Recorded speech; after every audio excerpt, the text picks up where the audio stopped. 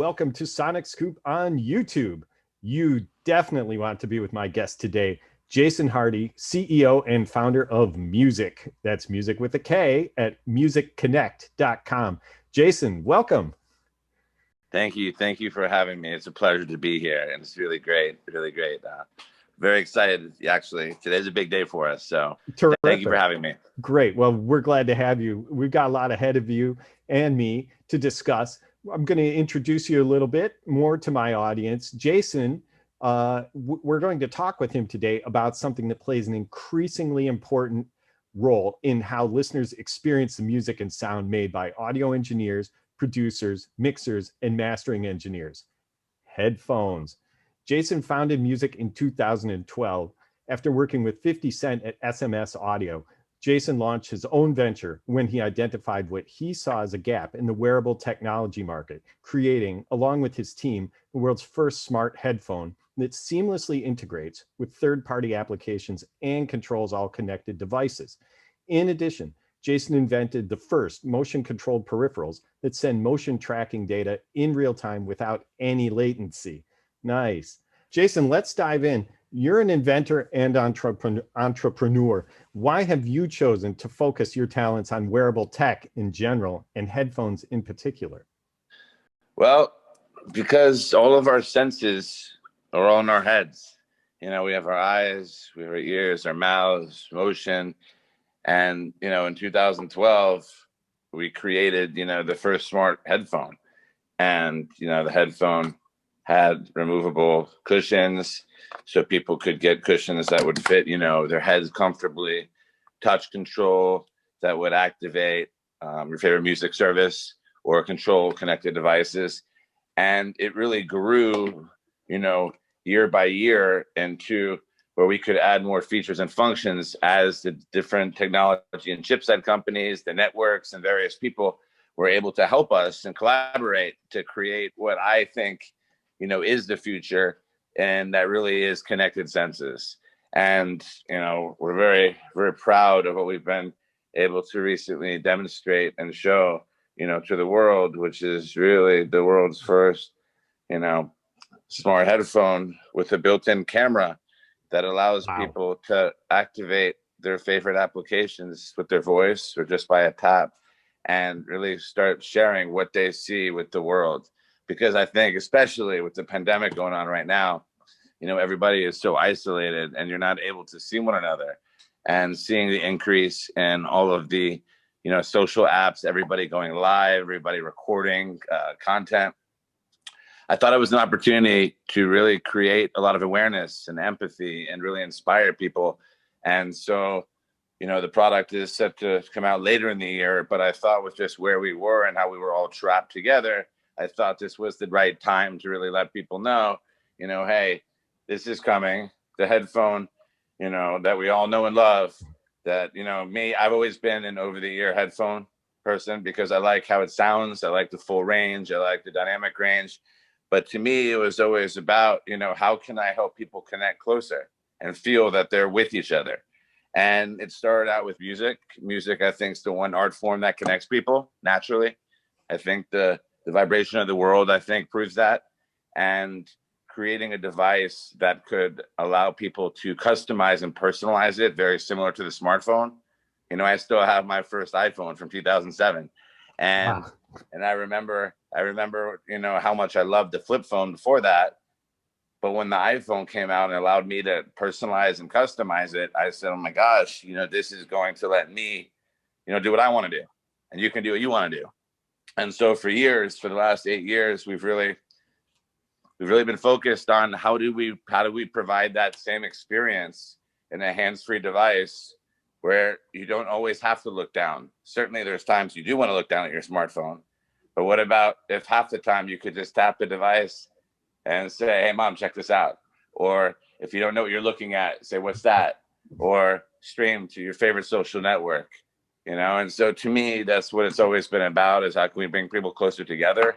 And I thought that the headphone, especially the over-ear headphone, was the right form factor because you could pack in the right technology as well as have the right room for acoustics. Because obviously at the beginning, it is a headphone, so it has to sound perfect. It has to get, that's first and foremost. But then, as technology got smaller, battery technology got better, networks, became stronger and faster. It gave us an opportunity to be able to let gamers stream directly to Twitch, let them share what they're looking at. It gave athletes the ability to let their favorite fans walk out into the court with them and shoot with them, so they could feel like what it's like to be them.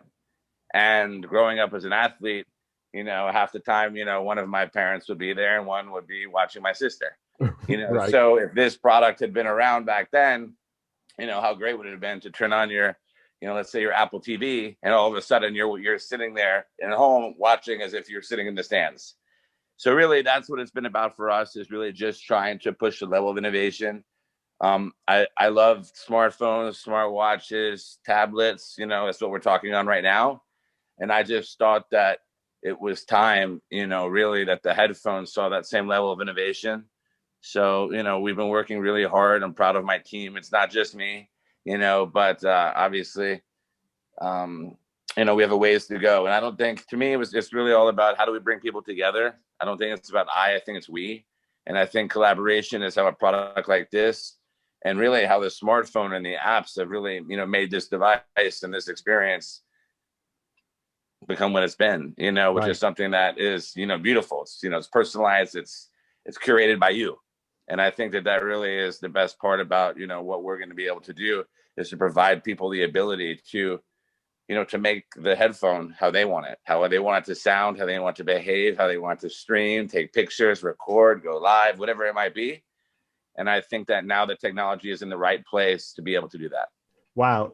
Well, I have a lot of people in my audience who consider themselves extremely selective about what they listen to. And while on the one hand, they might be impressed and enticed by everything that their headphones could do next when hearing all that. Another question they might have, though, is, does having all these capabilities on your headphone encroach on their ability to deliver as audio devices? How do you make sure that these headphones can do so many things and still deliver the best sound that they possibly can?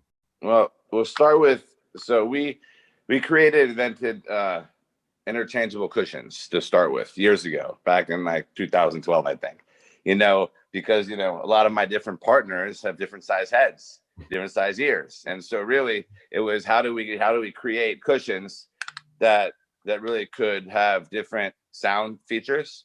They could also have different density. They could also be able to be washed, different materials, things like that. So next we created our own custom drivers. And so our custom drivers with mics on the inside and on the outside gives us the ability to have two-step noise cancellation and really allow the user to tune it how they like to tune it. I can assure you that I could not have made this device 3-4 years ago the size it is, but because of all the hard work that all the tech and chip companies have done, they've been able to miniaturize things in such a way where it leaves us enough air, that it works really well with the drivers. They are tuned completely flat. They are tuned safely, meaning that, we've always pride ourselves on the standard of really, I want to not damage anybody's hearing, and so to me, it was always about using European guidelines, from day one. And so that's what I've just done. Not saying anything about, anybody else. I'm just saying, to me, I wanted to make a product that if you wanted it to sound your way, it could sound your way. Now, in terms of clarity, it's tuned flat. I mean, you can adjust it how you'd like it. The touch controls allow you literally to swipe up and down for volume and track control. If you are an open air, audiophile, then maybe this isn't for you. Right. But if you are, if you are a person that wants really clear, crisp music, and you also want the ability maybe to take a quick picture or video and send that to your loved one, or maybe you're somebody that is a content creator or someone that's in the field of news, or maybe you are, someone that's visually impaired. I have a problem with one of my eyes. So it's been a passion project of mine. I had 4 surgeries in the last 2.5 years with Wow. my eye. So tearing my retina, let me know just how important sight is. And so being able to have a computer next to my eye, that could assist me in things that I might not be able to see with depth perception, or maybe not be able to see exactly what I'm seeing, it just became more important to me. So, so I think the beauty of headphones is that it allows us to all have a choice. And I think some people like, earbuds, and I think they're great. I think that, over the ear headphones, just for what we were building, is important. And I don't really think someone has to lose for someone to win. I think that the customer really should, be able to have a product that can enhance their lives. And I think that this product, with the personalization capabilities, with the integration with the apps, with the same type of touch control and voice control features that they're used to in our new devices, I think that I think 13 years ago, Steve Jobs showed us the first iPhone. And if you think about what's happened in the last 13 years, that device has grown quite a bit. So it started out with talking and texting and a few apps, has grown into becoming one of the most important devices in my life. And I hope to help make the headphone be able to do some things easier, faster, and maybe help people create awareness and empathy where they need it. Right. Well, it's an ambitious vision, and I can see why a headphone has these additional capabilities or potential that maybe I hadn't thought of before. Let me ask you something. Are over-the-ear headphones like Muzik's gaining in popularity in terms of market share? If so, how are factors such as the COVID pandemic, for example, driving this trend? Absolutely they are. And, we can't go anywhere. So the great thing about, earbuds is that earbuds allow people portability. And I think the pandemic has a lot to do with it. But I also think that some of these great services that people, there's a lot of gamers that, gaming has been, it's always been popular, but it's gaining obviously more popularity. I think a lot of the content creators now want to be a little bit more comfortable, for longer use. So sometimes earbuds, can maybe give you a little fatigue, all of our ears are a little different. So, I have friends at every company, and it's never been about, putting one down or anything like that. I mean, it's tough, when everybody's ears are a little different size, it's a little difficult to try to make that either a seal or not seal, or how loud or not loud, how long are you wearing it or not. So to me, I thought that if there was a one size fit all, it would be an over-ear headphone. And I think that at the end of the day, when you start thinking about safety and things of that nature, if you're going to be playing a game for 5 hours, 10 hours, 13 hours, like a lot of my friends play these games, I think that, having the Muzik be able to, let's just say, not just be directed just down the ear canal, but also be able to, send the mid and low frequencies, to your other parts of your body, I think is, the haptic feedback and all of that, I think can be really a different experience. So I think that, to answer your question, I think that over-the-ear headphones are gaining popularity because of pandemic. But I also believe it's because you have great game companies coming out with great games. You have amazing apps that are keeping people engaged. I come from the generation of cable box TV. Now, a lot of the people that, are on our team, or a lot of people that, are around me, it's all OTT. It's all, watching Netflix, watching YouTube, watching Apple TV, and all of these, great services. They're connected normally to new, great, early adopted devices. So I think it's what's going to happen is it's going to be exciting. It's going to be an evolution of all of it. But I think that over-the-ear headphones is going to continue to gain popularity. I'm not one of those people that says, it's strictly for safety reasons, because that's not what it's about for me, whatsoever. To me, I think that there's just that natural, if you're leaving, or you're making phone calls, or you're portable, or you're running, things like that, you might want, an in-ear business, quick calls, things like that. If you're going to sit there and listen to music, you want that full, rich experience, and you want to hear the lows, mids, and highs. It's very difficult to do that when you're, when they're all, kind of placed in a funnel. But when you have, Sure. when you have a 40 millimeter, driver, and you have now multiple mics, and you have the ability to tune it, and you have the ability to adjust it exactly how it fits your head, I think that you can get a more richer experience, if that makes sense. Of course, yeah, and it's true. I think probably for most people, if they have the choice, would have both available to them. I completely agree. Yeah, I have earbuds that I love, but all of a sudden I'll get to the point where they feel very claustrophobic all of a sudden, or they just don't feel right in my ears, and I want to switch out to. And I'm the same, and on and I think that is that's why I said earlier, I don't think one has to lose for the other to win. I mean, I like chicken and steak. You know what I mean? It's like, so to me, I feel like depending on what you're doing, I think the best product for the job is the best product for the job. I remember the days where I used to have a point and shoot camera in my pocket, and in my other pocket I had the flip phone. And then I remember, waiting in line for the iPhone to come out. I was like, wow, this is amazing. Now they just came together, and then all of a sudden now apps got created.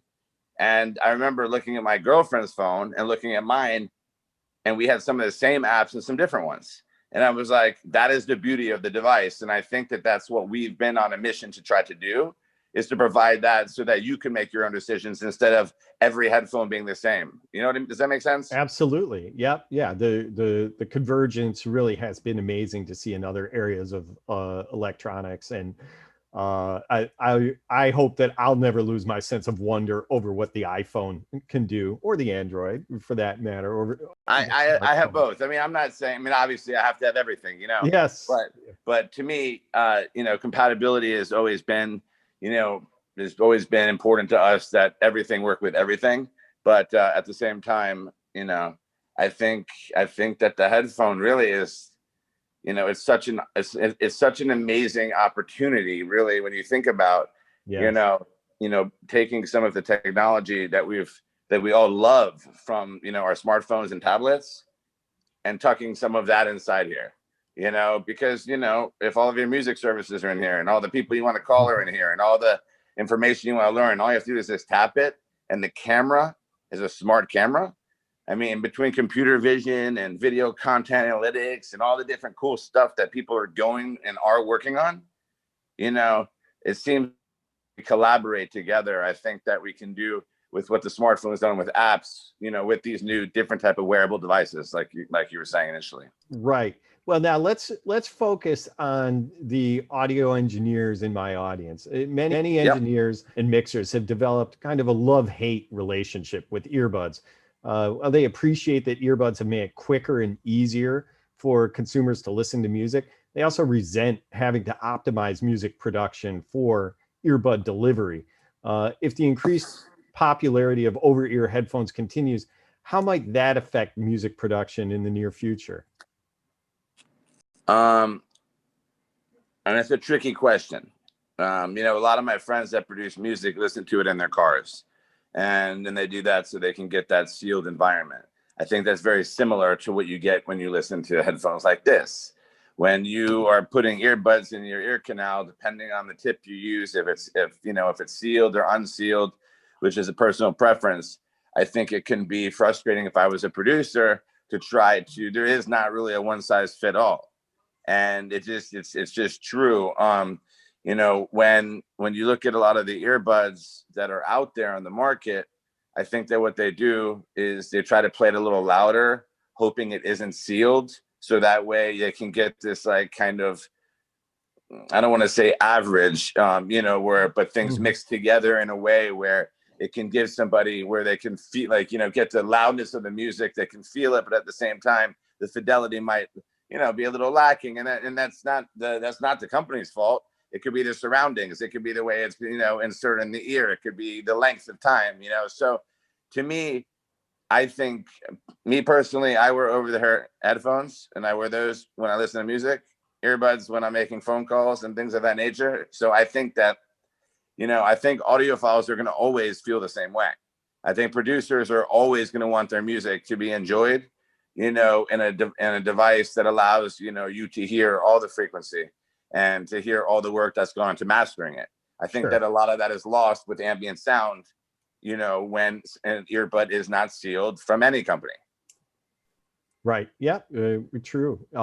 So now let me ask you this. Why do music producers need to stay on top of developments in music delivery systems, such as earbuds, headphones, home audio, and automotive audio? Why? Yeah. Well, Why is that? well, I think to start with is going to be latency.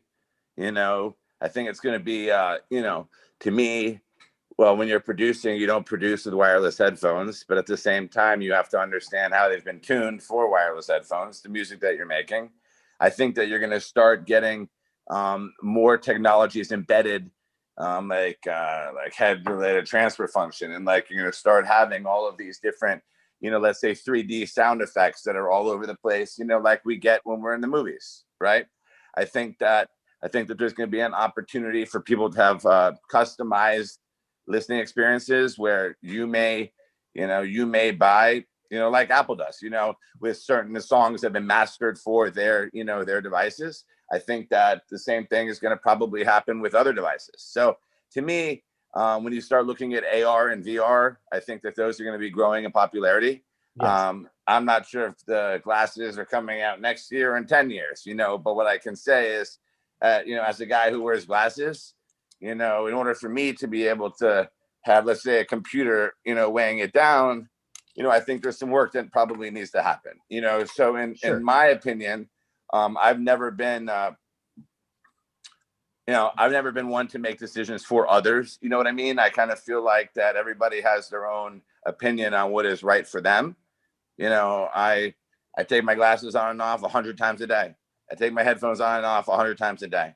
And some, just like you said, sometimes you wear the earbuds, sometimes you don't. And I think that I think that's the beauty of what, you know, the constant evolving technology is going to happen. As a producer, I think that there'll be new. I mean, look, we don't need mixing boards anymore. I mean, I have 48 channel mixing board, you know, in my house. We don't need that anymore.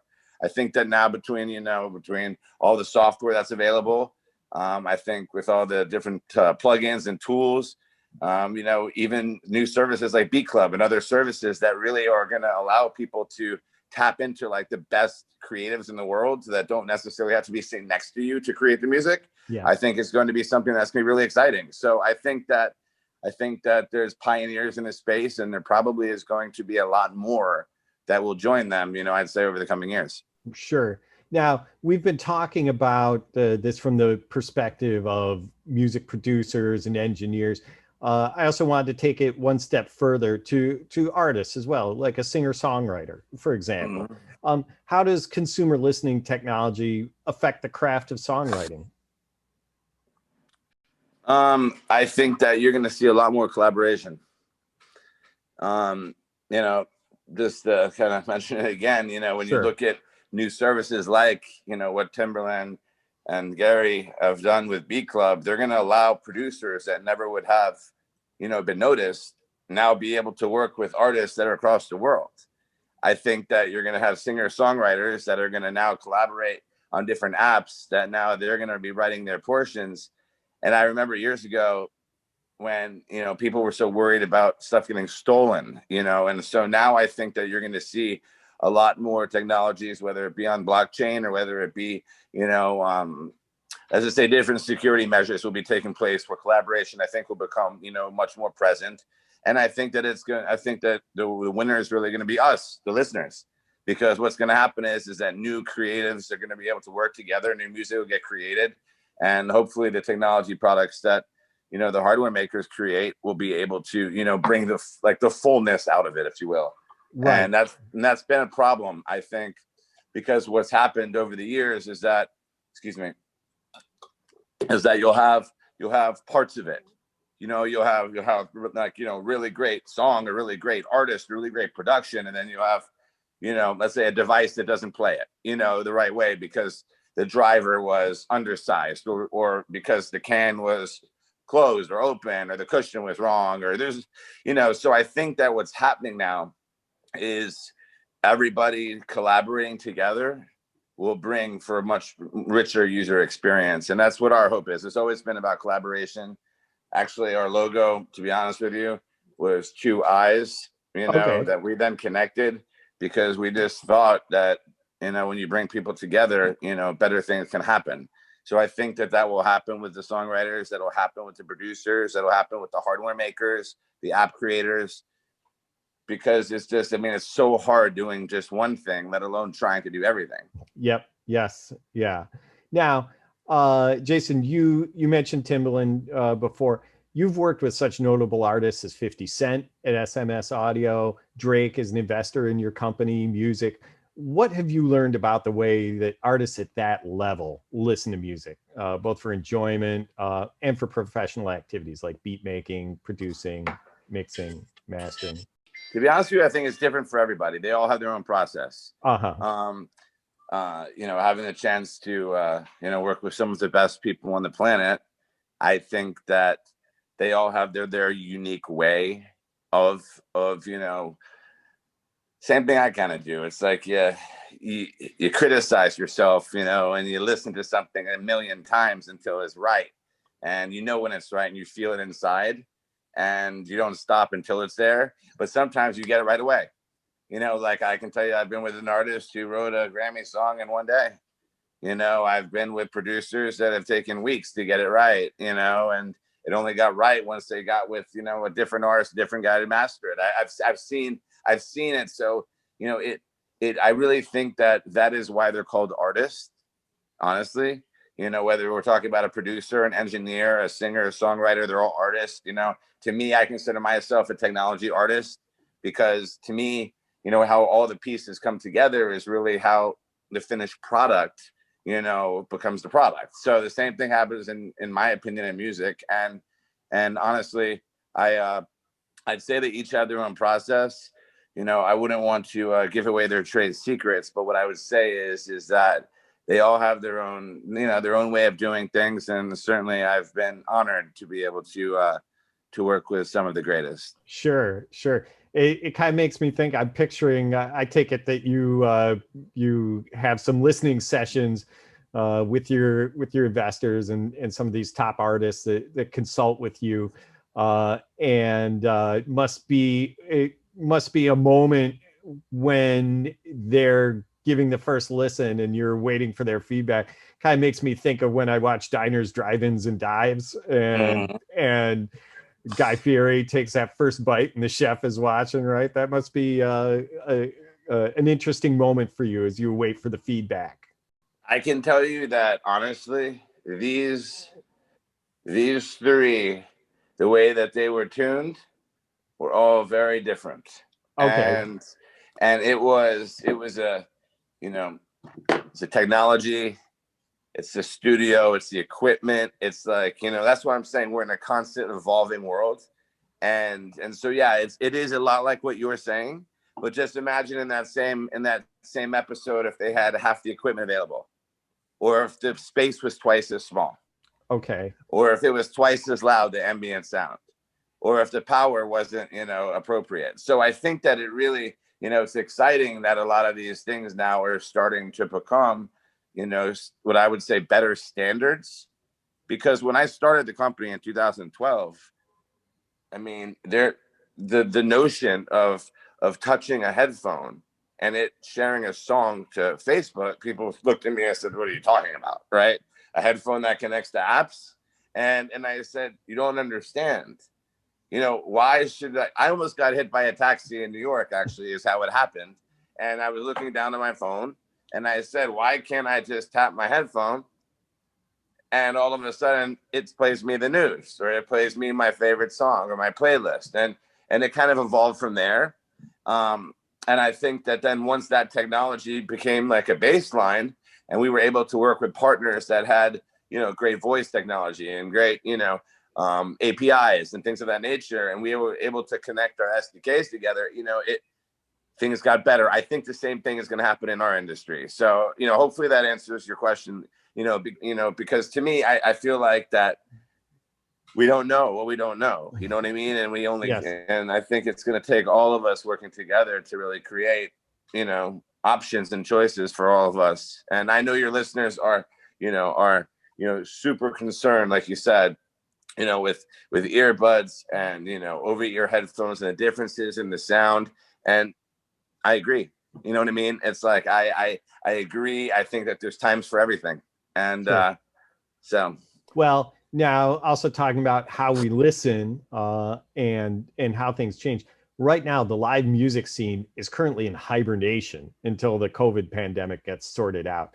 Until then, does that mean music is becoming less and less of a social activity? Well, I mean, that was one of the main reasons I decided to, to show this early. Because this product it was really meant to let people feel close again. And yes, one of my favorite things in the world is going to concerts. And, I could be dropped off anywhere in any part of the world, not speak the language. And, you're going to move to the music, with the person next to you. And I think that having a headphone that lets people listen to music together, that having a headphone that lets people see what someone else is seeing. Look, selfies are great. People take them all day. Okay.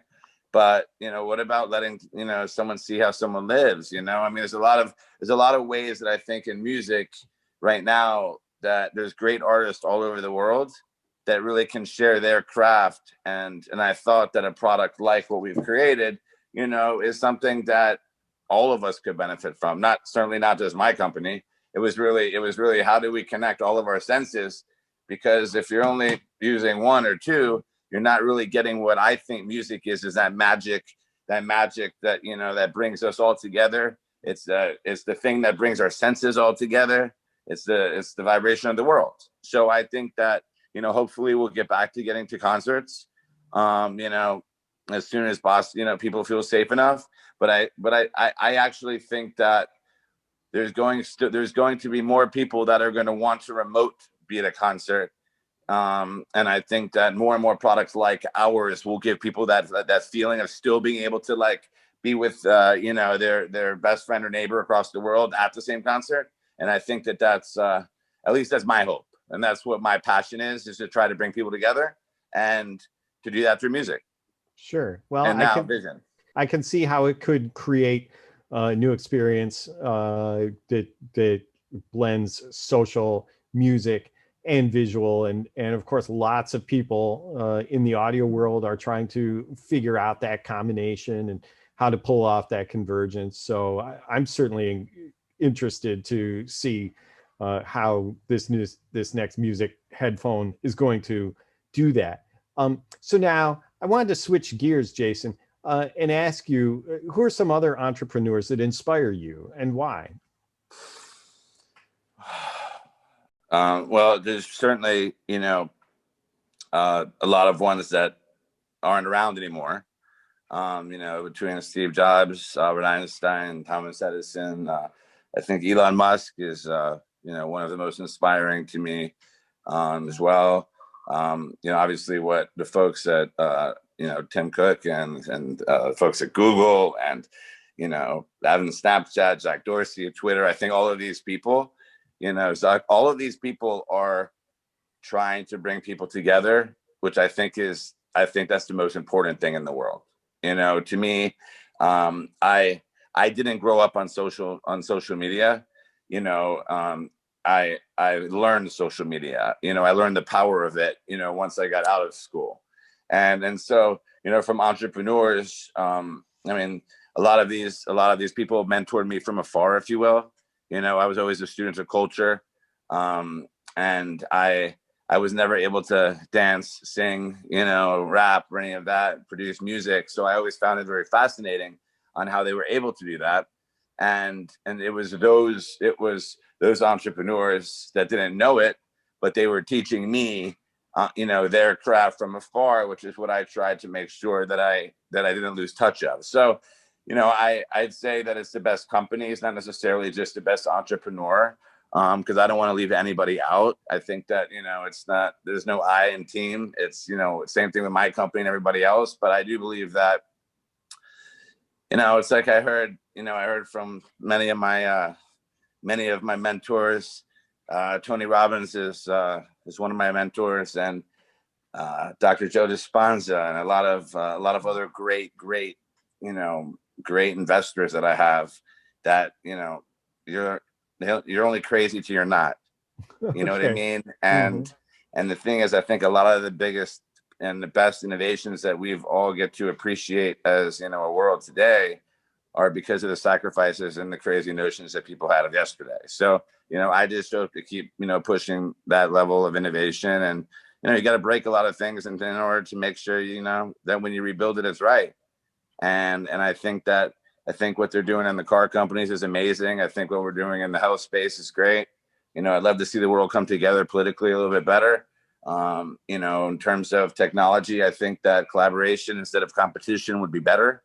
I think that ultimately user experiences would be improved and enhanced, and hopefully I can be a small part of that. Well, it sounds like you're definitely, I'd say you're making that happen, Jason. So now here's my last question, which is many of the professionals in Sonic Scoop's audience have ideas for products that they'd like to launch, either in the professional audio or consumer audio realm. What advice would you offer to help them launch some successfully? Let us know some do's and don'ts. I'd say, first of all, don't ever give up. You're going to hear a million no's. You're going to get criticized. You're going to get judged.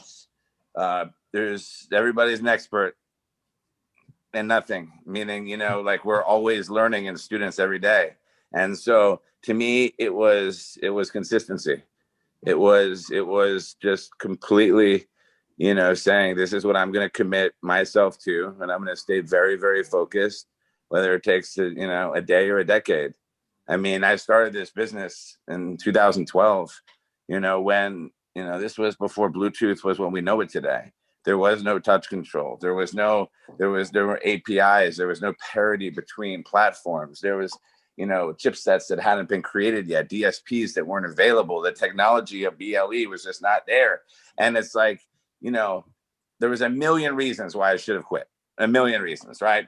But then the thing is that you keep on making the steps where you keep on, you know, figuring out, okay, I got to get here to then get here. You know, I'd say, so that's part of it. Number two, I would say, is find really great partners. And what I mean partners is like team. Your partners are like family. These are people that will be with you through the good and the bad. Nothing goes perfect.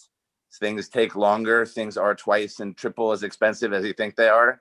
And the thing is that, you know, you'll get a lot of people that will think and give you advice on things that they don't know about. And sometimes that's the most expensive advice you can listen to is from the wrong person. So Uh-huh. I would just say, go with your gut and your heart. And I would, you know, I'm a student of culture, which is why I wanted to connect tech and culture together. And I would say if your audience has great ideas that they're really, really passionate about, I would say go for it.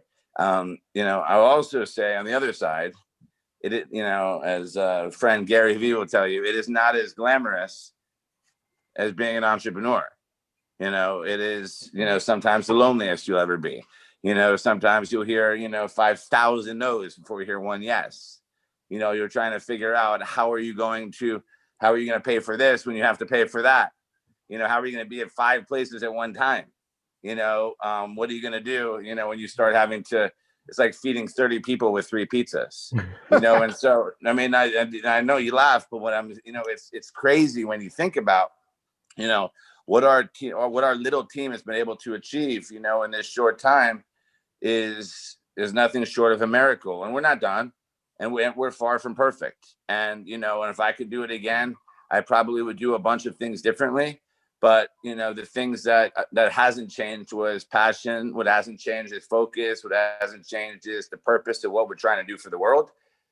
And as long as you have that, then nothing can stop you.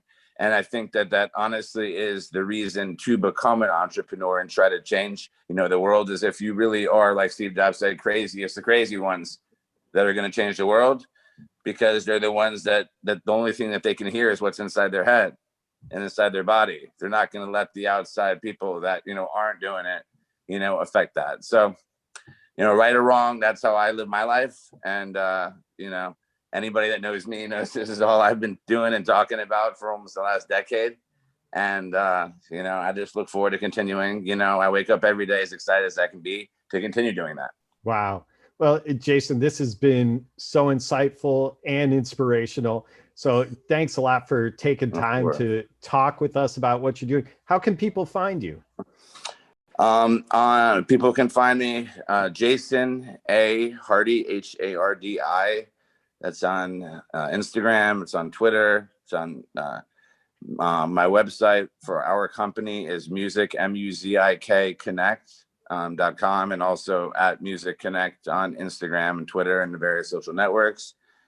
And we're all about collaboration. Soon we'll be opening up our SDK, and we can't wait to work with everybody. So thank you so much for having me, and for all the people out there, believe in yourselves. You can do it.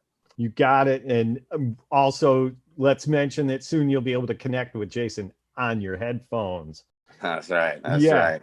All right, Jason, it's been amazing talking to you. Thank you for joining us. So much. Thank you so much. I really appreciate your time. I really do. And I look forward to keeping in touch with you, and we'll see each other soon. Let's do that. All right. And to everyone in the audience out there, thank you for joining us. Please be sure to like this video, leave a comment, subscribe to Sonic Soup's channel, and we'll see you again.